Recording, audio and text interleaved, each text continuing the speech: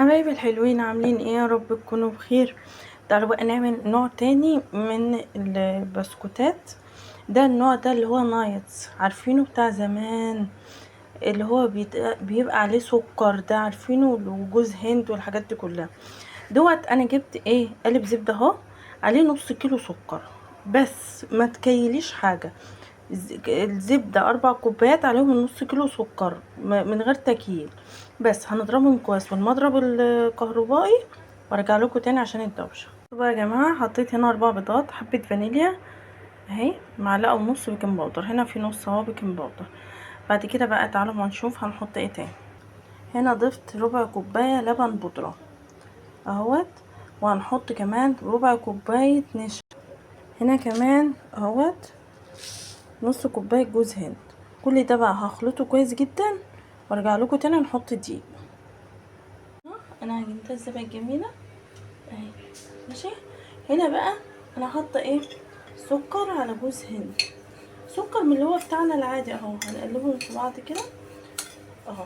بس على فكره دي اخدت 2 كيلو دقيق، 2 كيلو دقيق تحطهم وانت مغمض.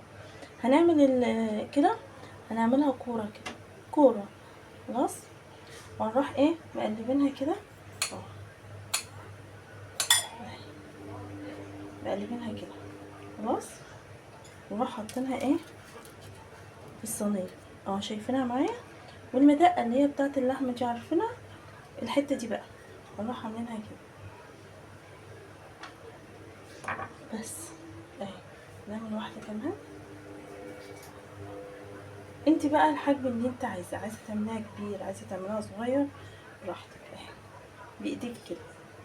تروح حطها كده اهي بالمدقه، تروح منزلها كده.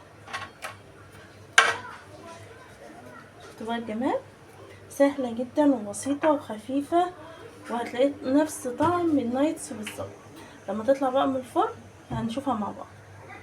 شو بقى يا جماعه، بعد ما خلص انا ده محمراه، انتوا زي ما انتوا عايزين تعملوه ابيض براحتكم، عايزين تعملوه احمر محمر كده براحتكم. شوفوا الجمال، على فكره بيطلع حلو جدا وريحته حلوه جدا.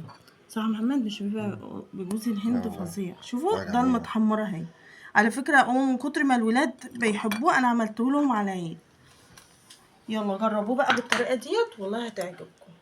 وبألف هنا عليكم، ودوقوا بقى، دوقوا قولوا لي ايه رايكم. يلا باي باي.